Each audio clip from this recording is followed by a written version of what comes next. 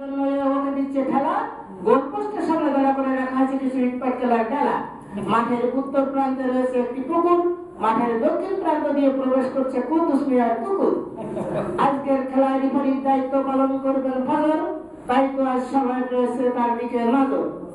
আজকের খেলায় জাজমের দায়িত্ব পালন করবেন বলাই, সে পকেট থেকে উঠিয়ে খাচ্ছে কলাই। মাঠের পূর্ব প্রান্তে বিলাক খাতে দাঁড়িয়ে রয়েছে নারায়ণ, তার পকেট ভর্তি রয়েছে 100 গ্রাম বাদাম।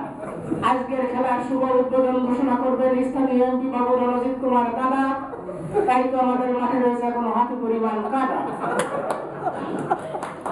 আজকের খেলার আয়োজন করেছে গণেশ টাকার ছেলে কানাই, আমাদের ভাঙ্গাচুরা ক্লাবের পক্ষ থেকে তাকে শুভেচ্ছা জানাই।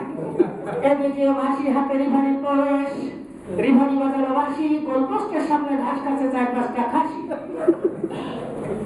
রিফারির বাঁশির সাথে সাথে খেলা হয়ে গেল শুরু।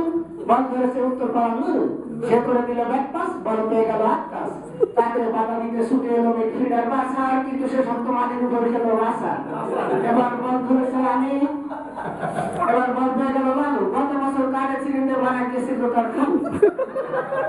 এবার বল ধরেছে আমি, আপনারা দেখতে পাচ্ছেন তার প্যান্টের পিছনে রয়েছে 4-5টি তালি, আর আজকে তার খেলা দেখতে মাঠে এসেছে তার বউ এবং স্বামী।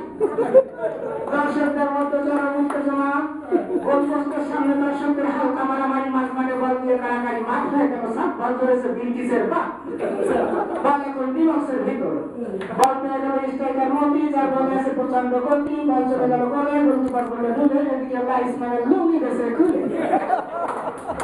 আজকের খেলার জন্য ছিল বেশ, খেলাটা আপাতত শেষ। আজকের খেলায় জয়লাভ করেছে লুঙ্গি কাঁচামারা বাহিনী।